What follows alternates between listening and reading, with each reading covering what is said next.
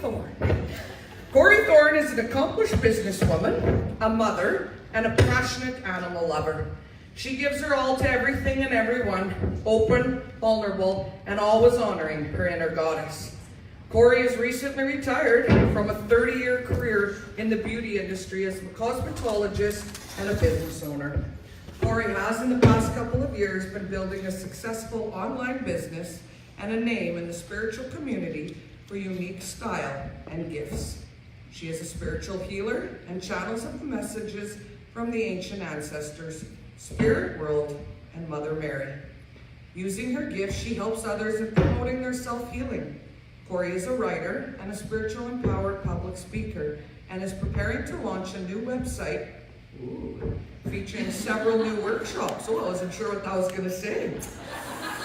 You know, it's a room full of women. She made a decision this year to pull back on all future plans she had made. Hire one of the best in the industry, Crystal Andres Morissette, owner of the SWAT Institute, to help her get clear on putting out the best services possible.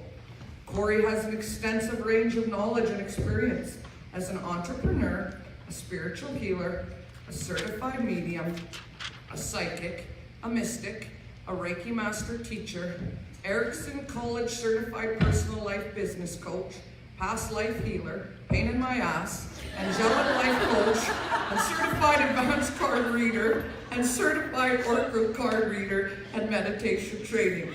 She has advanced in her energy healing and is now learning shamanic. Okay, healing.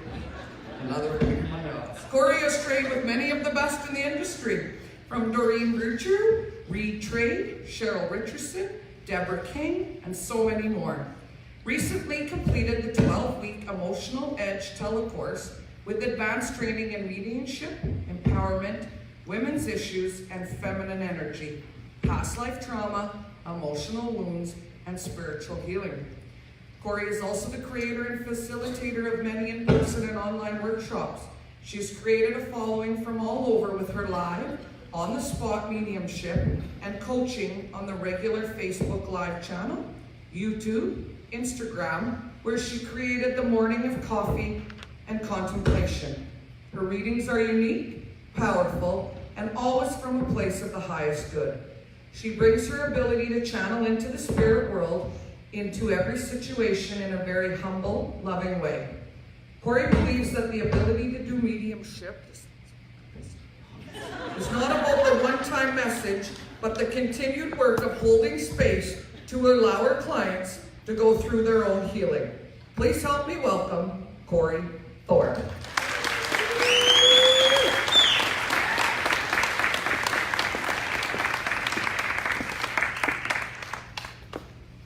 Hi everybody, joining me on stage is going to be Michelle, and Michelle is going to be drumming for me during our meditation. This whole year for me has been about going back to basics, and as Tracy knows, every workshop I have been tested in the way of I show up with shit all of my stuff.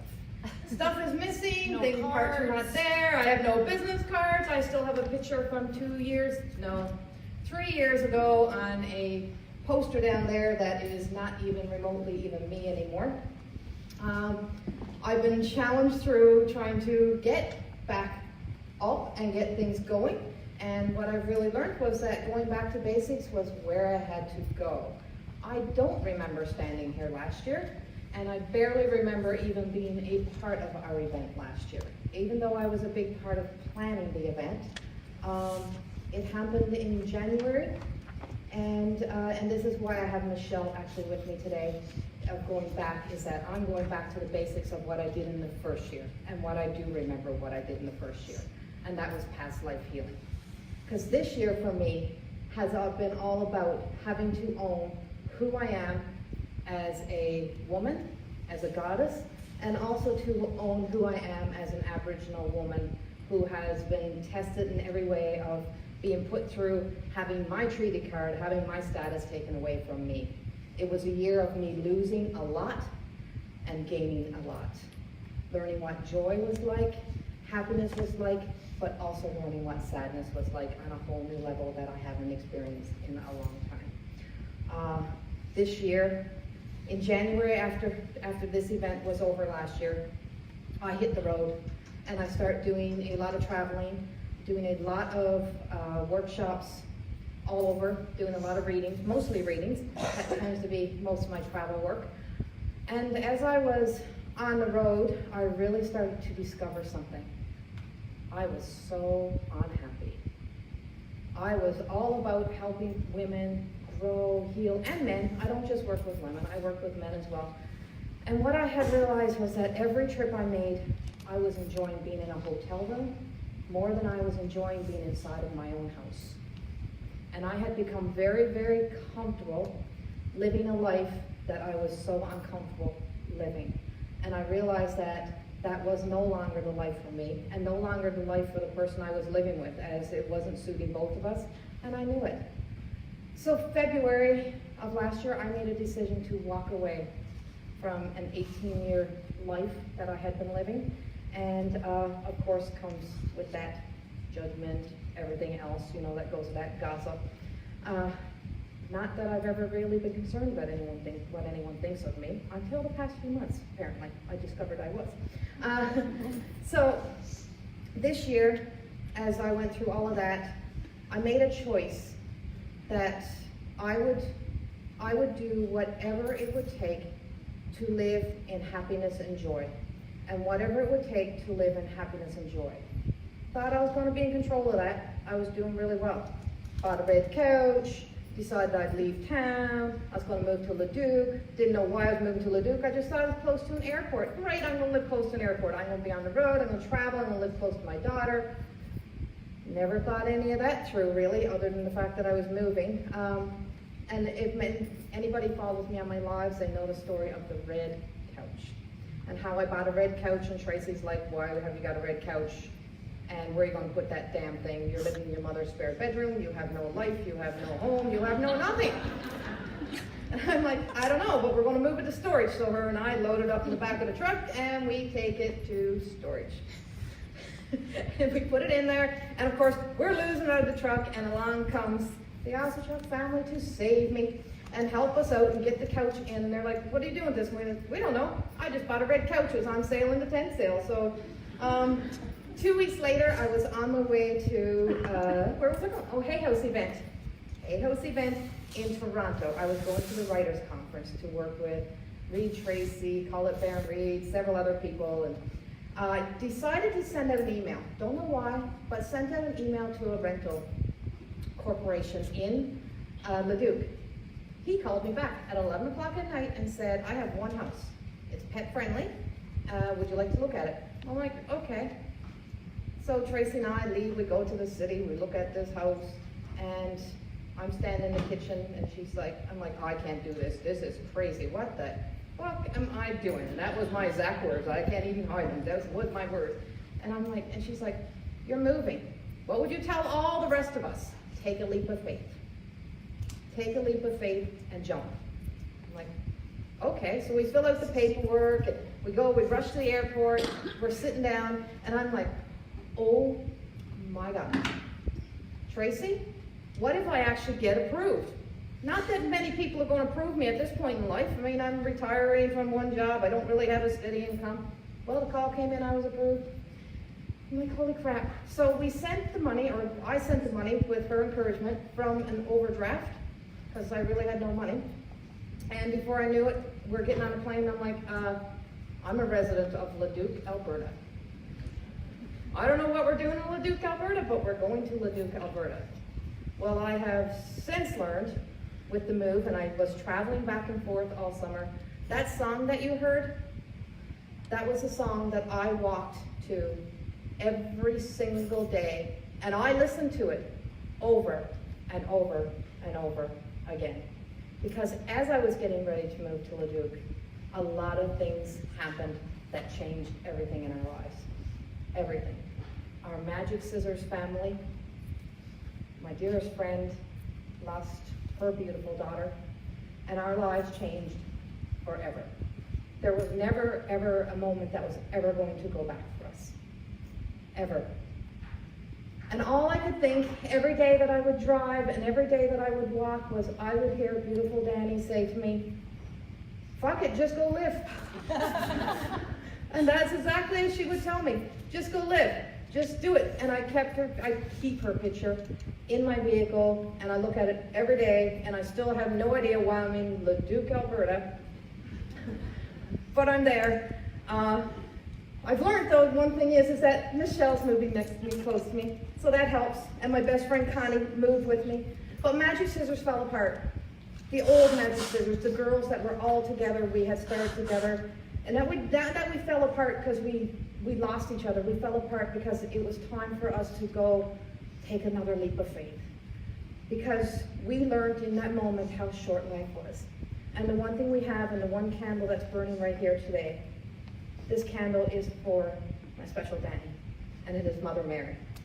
The one thing that has gotten us through, and the one thing that we have held on to, and that I was not allowed to talk a lot about in my other relationship, was my faith in God, and my faith in Mother Mary, my faith in Jesus, and my faith in all of the angels and all that guards and protects us. And all those beautiful people like my dear Tanya, who passed away also last year, who was a dear friend who went from living such a private life, and since she's come through to me, or since I've been working with the families, that she's more public now than she has ever been, and so is her family. That these times, these moments, and you had to have faith, and you had to have faith in something that's bigger than you. I have no idea where my future is going. I have no idea where my life is going. My bio might be freaking large. but I have no idea what I'm doing. I know I run a Facebook Live. I'm on there every week. I don't even know where that's, when I start it, I don't even know what's coming. I trust something that's beyond me. And whether or not you believe in actual God consciousness, that God is the creator, whatever it may be, the one thing you have to always believe in is you have to believe that there is something beyond us that's helping us. And the strongest thing that you have to have, that I have learned from my years of channeling Mother Mary and writing for Mother Mary, is that you better have faith in you. Because if all else fails, if there is nothing left, and you are on your knees, and your life is crumbling, and you are falling apart, the one thing you better have is faith in you. Because you are all that you have in the end. And as I walked alone and spent hours walking alone, I realized something. Everybody can feel for you. Everybody can feel that you have pain. Nobody can be in your pain. You're in your own pain, and everybody's pain, you have equal rights to your pain. Your pain is no less than anyone else's. Everyone has pain. Everyone has to go through it. Everyone can love you, hold you, whatever it may be. But the one person that I couldn't fix when I should be this great freaking healer, was I couldn't fix the person that was my dear friend. And I couldn't make things better. And I started, as I'm walking through this, I'm like, why? Why not? Why, God? Why does this happen? And I became angry that I had a daughter. I became angry that I had a life. And I became angry with everything. And then I had to go back again, and I'd have to reel it all back in again, walk again, listen to the song again, and start over. And I burn a candle in my home with the red couch in Leduc. With Mother Mary, I burn one every week as soon as I get home and I get back. I go back to Walmart or the dollar store, wherever I can get them, because you can buy them anywhere, and I burn a candle of Mother Mary all week while I am there. And while I'm doing this, as Joy was saying, I ended up in August, as I was going through some of my times, I ended up booking. As soon as I had walked away from my other life, I was driving to Edmonton, and I get an email pop up in my VIP from Call It Baron Reed that said, "I'm putting off Oracle Lapalooza, we'd love to have you." I'm like, oh my God, I have to go to Oracle Lapalooza.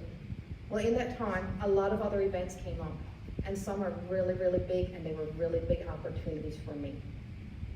I missed every single deadline, or I canceled every single event, right down to being in LA at the Hollywood Hotel doing readings at a huge event. And I turned it down. And I cried, and I cried, and I cried, and I was, Mom, my opportunities are gone, my world is ended, my life is never going to be the same, blah, blah, blah. The only one I kept was Oracle LaPalooza. I had no idea where I was going. I get there, I'm flying down there, I didn't want anybody to sit with me, and I have, I upgraded to a plus seat, not that I had money to do that, but I did it anyway, just so I hopefully would have nobody sitting next to me. And this guy sits down next to me, he says, you didn't want me to sit here, did you? I said, no. No, I did not. He said, I could tell. He said, you're very sad. I'm like, yeah, yep, life sucks. He said, where are you going? I said, to a spiritual retreat. He said, so, yeah, it's supposed to be a really happy time apparently, but yeah, life sucks. And he's like, oh, okay. So we got talking. Well, it ends up that his dad is actually works in spirituality and blah, blah, blah, blah, and he's from New Orleans. And by the time we got off the plane, I was hiding away behind the post because he was determined to give me a ride because he wanted to take me on a date. And it was really funny to see me hide behind a post at 1 a.m. trying to stay away from this guy. That was, I'm like, okay, he's going to give me a ride, I'm going to go missing. Like, I've been through all this and now I got to go missing? Like, really? And then I got to send out messages to all my spiritual friends of where my body's going to be, like, blah, I have all making all this up. So I get to the hotel, and I never noticed that night until the next morning that my room number was 1144. And if anybody knows the numbers of the angels and how special numbers are and how I link to numbers, it was the angel numbers. I don't know where the money came from to get me there. I have no idea. But it happened. American Express paid for most of it at the time until we get home. And so while I was there, the morning I got there, I got up and I got all dressed up and I got dressed up in all this pretty little clothes, flowery dress. And I went down, I sat down, I sat across from a guy and I heard him say to his wife, she's a bitch.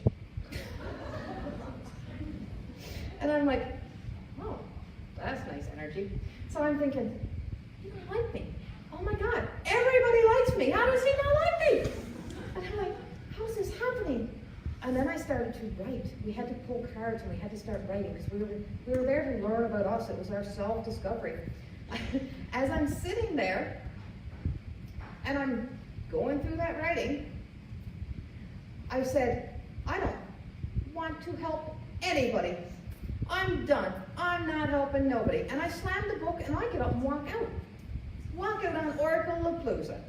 And I'm like, really? So I get out, I go back up to my room, I sit on the bed and I cry. And I cried, and I cried, and I cried, and I cried. And then I heard my little voice of little Danny say, put your own clothes on. So I took off all of the dressy pretty clothes, and I put on a 70s jumpsuit with a big pair of platform shoes, and a Corey kind of style shawl, and made my hair really massively big, and I went back down. And that man walked over to me and he sat across me and he said, want to be my partner? Want to be my partner? I'm like, yeah, I do. And he sat on the floor in front of me and he said, and I said to him instantly, I said, you have a broken wing. I said, your name is Nathaniel, isn't it? He said, my name is Nathan, but my eyes, he says, but it is really Nathaniel. I said, yeah. He said, and you're really a good soul, aren't you? And I said, yes, I am. That was the changing point of my weekend. Mother Mary and Mother Teresa guided me through the rest of that weekend. I got up and I spoke at that event about things that I had no idea what I even said until after. I realized something in that moment, that I may have had to go to all of this alone. I may have had to go live alone, and I'm still kind of living alone.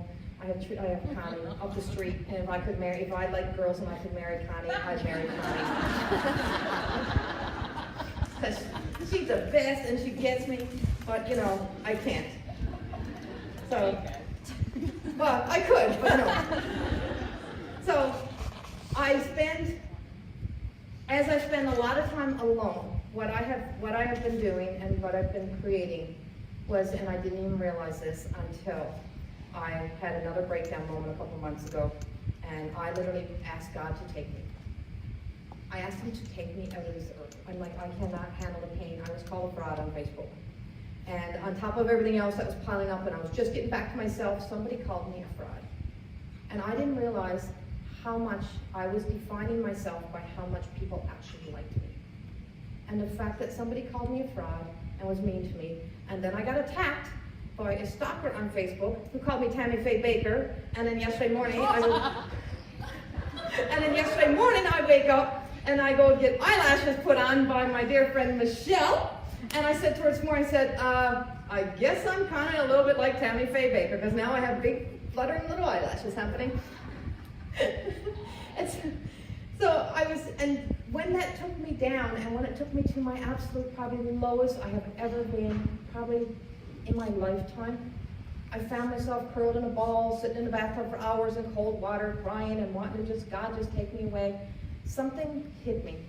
I had done a reading for Stacy Atman back a while ago, and I'm allowed to speak of this. And Stacy's dad, who took his life several years ago, has allowed me the privilege to help Stacy through hers. What I've realized is that this work that we do is no circus act. What we do is help people heal. What we do is needed. I'm here to be of service. And as he came to me, he says, you two, me and her, we're going to create a new version of the medicine wheel. And I'm like, really? And she's like, I don't even know what a fucking medicine wheel is. How am I going to recreate a medicine wheel? What the hell are you talking about? I said, I don't know, Stacy, but I trust everything. You know how I trust this. Earlier this week, or last week, I called her and said, I got it, I know what we're doing. We're going to do a goddess wheel, like a medicine wheel. But never thought about that it would actually come to life for today. 2 days ago, good thing she flies really well by the seat of her pants. I messaged her, and on your table, there is a goddess medicine wheel. This was the creation of, he came to me and told me, get your ass back in gear for it. We are creating, you're working on a website, you're paying a lot of money to become an online entrepreneur, business person, and you need some workshops. This here will become my first online workshop, and today you guys are going to get the beginning of it. This is the medicine wheel, recreated into a goddess medicine wheel. They might be kicking me out of my band, but they can't kick me out of being Aboriginal. Go, girl. So I'm having mine, so I'm recreating it, and I'm going to build my own money, and I'm going to take care of my own stuff, because we didn't really get any money from them. But I'm going to create my own name, because as a medium that told me this summer said to me, she said, the one thing that you got out of the relationship, the one thing that you got out of everything else was that you left with your name, and the one thing that you are is Corey Thorne. And Corey Thorne is a goddess. And Corey Thorne has to live as a goddess, and so does every single woman who walks before me. And that's the only thing that I can remember that I spoke of last year on stage, was that every woman was here this year to live as, this past year, was to live as a goddess. What I didn't realize was that you gotta crumble sometimes to kind of pull yourself up to be the goddess. So the recreation of this goddess wheel is done in the place of, in memory of all of those who have passed before and all of those who will walk after us, but also to honor ourselves. Because the one thing that women forget to do is that we forget to honor ourselves, and we forget to take care of ourselves. I spent a lifetime being number two. I spent a lifetime being the number two child. I spent a lifetime putting myself last in many ways, and I still gotta try to get myself up to being number one in a lot of places. It's hard to put yourself first. It is really hard. It is not easy.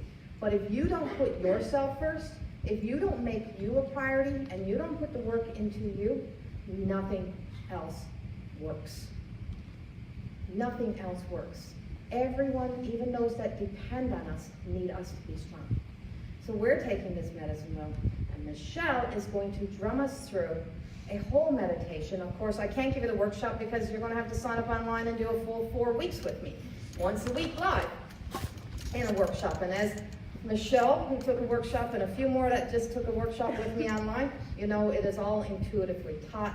It does come with this, and it will come with the pages of it, but everything that I do, there's another speech written over here that didn't get used again this year. I always start with an idea. And so everything that'll be put in there will be done live because I don't want to record my online workshops and pre-record it. I want it to be authentic, and I want it to be real and raw the way that I live my life. And whatever I'm going through and whatever it may be will be a part of this. But the one thing I can tell you, I have crawled my way around the medicine wheel with the help of someone very special in my life who constantly gives me the encouragement that I need, along with my goddess friends. I tend to, I found that the people that are in your life make them valuable, make them important people, and if they're not being of value to you, and if they do not bring you up, why continue to be in their presence?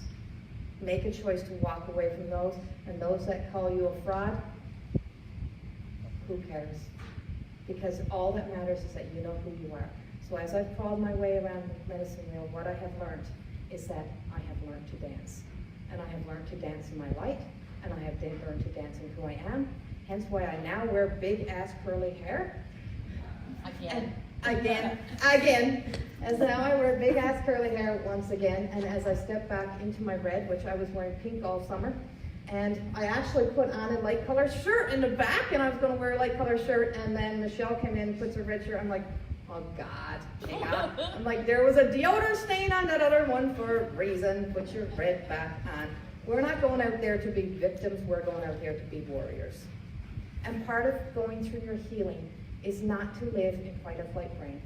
It's not to continue to sit into a victim mode. It is to know that you are worth being a warrior. You're worth fighting for you, and that you are a survivor. And just as if Stacy's dad keeps coming back to us for me to remind her to put her big girl panties on on a regular basis, and to show her talent to the world, which is also her bringing her to life. And this is Stacy's talent being also shown to the world, and she's also created an app for me, which will also be coming out soon. I don't think she knew it was going to be as big, but it's going to be all a part of everything that's coming out, which will be meditations and stuff that will be recorded. So this is called the Goddess Circle of Healing, and this will be a first time of me doing this. I don't ever pre-plan my meditations, so what I do is, because I work as a channel, I channel into everybody that's here. So what I've been doing as I've been preparing and talking is that I've been channeling into everyone that's in here. And I've been picking up on the energy. So if anything is relating directly to you, know that that is me sending healing into your hearts. I work as a healer because my desire is to hand you the key, the first key of the 7 keys in the spiritual healing. Hand you your first key to help you unlock your heart so that you can open your hearts to yourselves to do the healing that you need. And then I hand you that key so that you can continue your journey and wherever it may take you. So as I step into your hearts, and as the drum steps into your heart, this is the sound of your heartbeat. This is the power of the women. Know that we're starting a journey through the meditation and through the medicine wheel. And I want you to think for a moment, what does your heart desire? And I invite you now, as you're thinking that, I want you to close your eyes.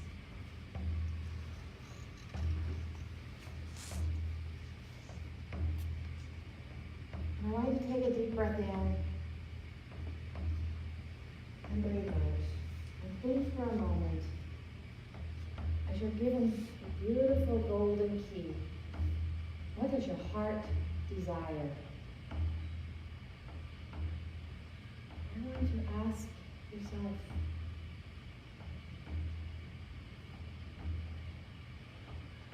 are you ready to open your heart? Are you ready to open your heart? And as that beautiful key starts to open your heart, I want you to all to take another deep breath in. And I want you to breathe out.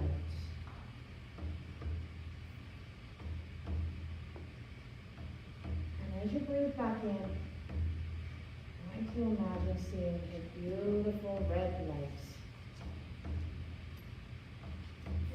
As if it's the beautiful flames of warmth. And this is the root. Right at the base of our spine, this beautiful light starts to glow.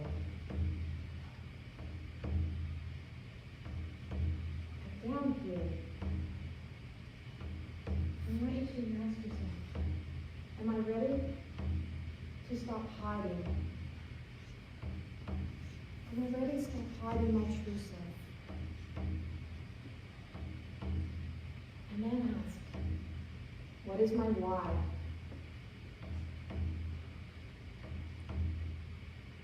And as you're in that beautiful red, to notice as if the beautiful circle of the flame starts to dance around you. And as it starts to dance around you, to notice that the beautiful women and all of the ancestors who walked before you are present. And allow yourself to just feel for a moment what it feels like to once again be present with those who have passed before you, your ancestors, whether they're mom, dad, grandparents, whoever they may be. Maybe it was you in another life. What drives you to keep doing what you're doing? Why are you still living? Why are you still living in the pains? Or why are you still telling the old stories? Or what makes you happy of the past? What of your ancestral stories are you ready to change? What are you ready to let go of?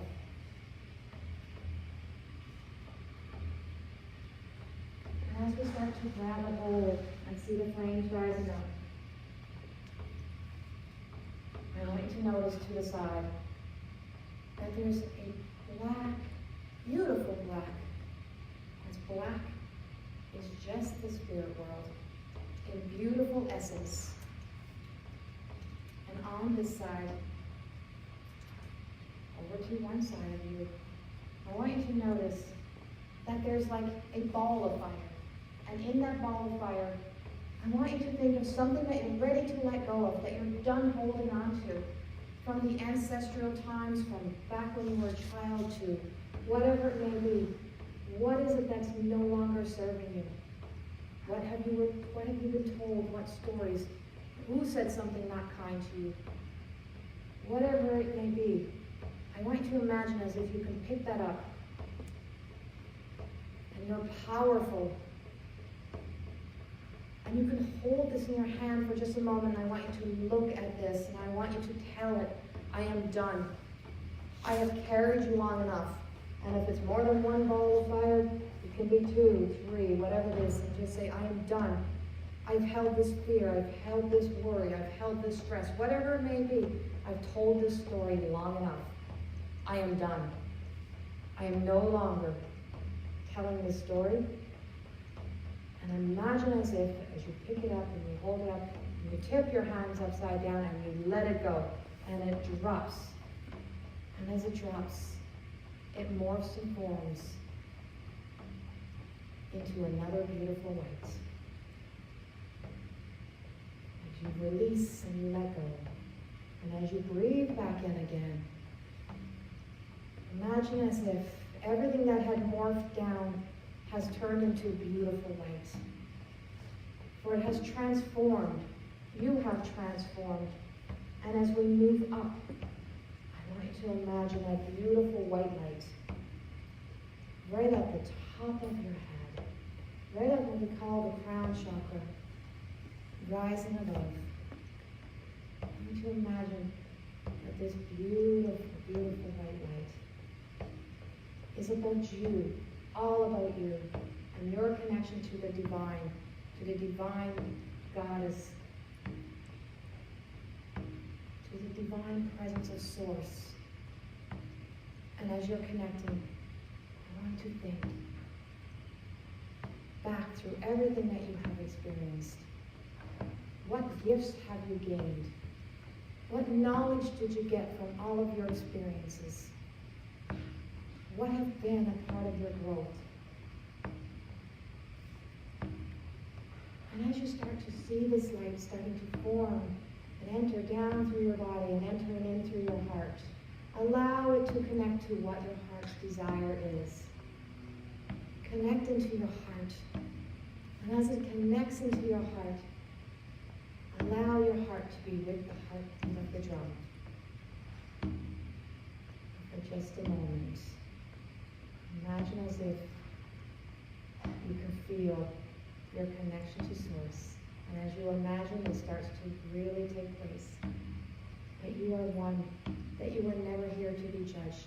You are never here to carry the burdens on your back. You are here to live in freedom. And as this time of the feminine is awakening and opening, as we're in the year of expansion and freedom, imagine your heart expanding and opening.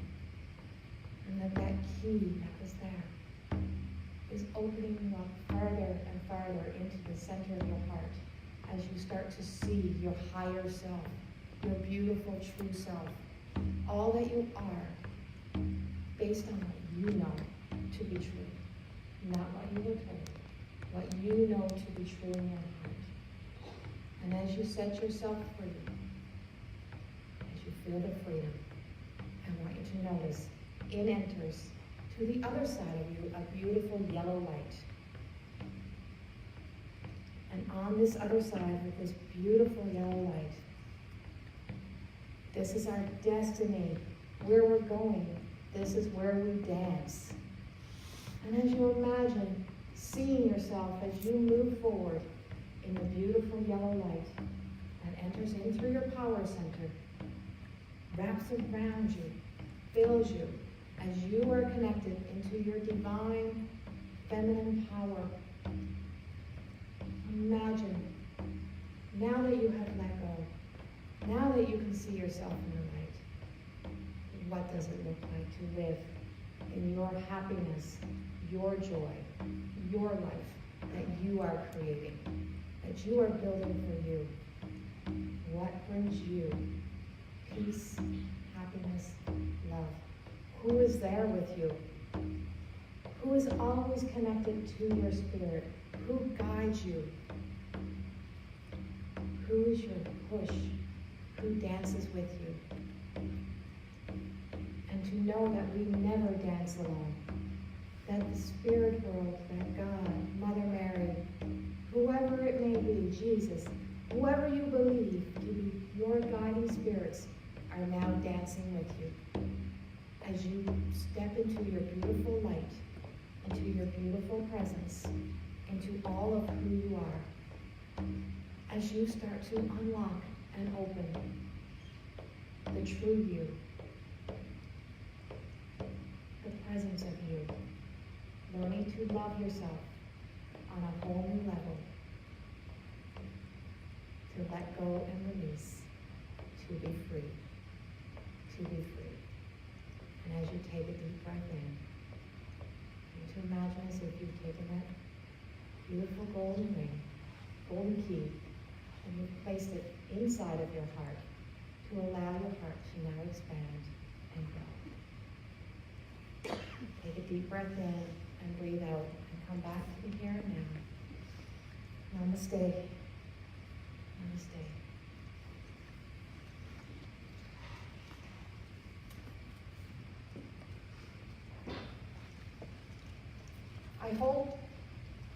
My hope and my dream and my desire is that we can see a world where we not only just awaken the feminine, is that we learn to live as one. That we no longer divide, that we no longer live in hate, that we no longer can judge. And I've made a conscious decision this year based on a conversation that myself and my dear friend Linda had about Danny, who absolutely judged nobody and taught us a valuable lesson about judging, because there was times that I would be in such pain, and when I was losing a lot or changing a lot, and when everything was falling apart, we tend to get an angry tone, and we tend to sometimes say things we don't really mean, and we've all been there. And that we get to come together, and we come together as one. And it's not about whether or not you can all fully always get along, but it's about having respect and love, and knowing that we, as a collective, as a human, can look at each other as humans, and not with fault or judgment, but with love, kindness, and compassion. And that we make a choice to not just step into our power, but to step into our hearts, and step into a time that brings about a new level, a new earth, a new world. And as Michelle spoke about earlier, how important Mother Earth is, because she is the mighty goddess. And she loves us, and our job is to love her. And we may not agree on everything, and we're in a time when we're seeing a lot of disputes, and a lot of anger, and a lot of hate. That the one thing that we can do is that we can rise above that, and we can be the better version of ourselves. And the more that we become the best version of ourselves is that we raise the vibration throughout the world to create a better world. One person at a time, one human at a time. And every time that we do that, we are raising the vibration so that we can all live in a better world, where we can come to terms with the fact that we can all live here, and we can all get along, and we can all grow forward without having to go backwards, and that we are not here to live in the past, we're here to live in a healthy future. I don't know what my future is. I know I have a new logo, I know I have a new workshop, I know I have a new house. I don't know where I'm going, I don't know what I'm doing, but I do know that my faith in myself, my faith in my tribe, my faith in the people that are in my life, my faith in God, Mother Mary, the Creator, is what gets me through. And that I believe that we are all here to rise above where we have been and to bring about a new world in the feminine, because we have stepped into the feminine warrior women, not any longer being a victim, but being a warrior, and to take the world and to help heal the world in bigger ways than we could have ever imagined. And I hope that today, that this has somehow given you a little piece of your heart so that you can move forward in a beautiful, healthy way, and to remember the love that's in you, and to remember to have faith in you. Thank you for being here. Thank you for coming here and supporting us every year. I so appreciate it. And thank you to Michelle for coming through for me. I love you all, and I'm so thankful for this opportunity. And I might remember being here next year, but if I get to be back on stage next year. But thank you all for having me, and thank you for always being my hometown. I may go anywhere, but this is my hometown, and I love coming back home. Thank you all, and enjoy the rest of your evening.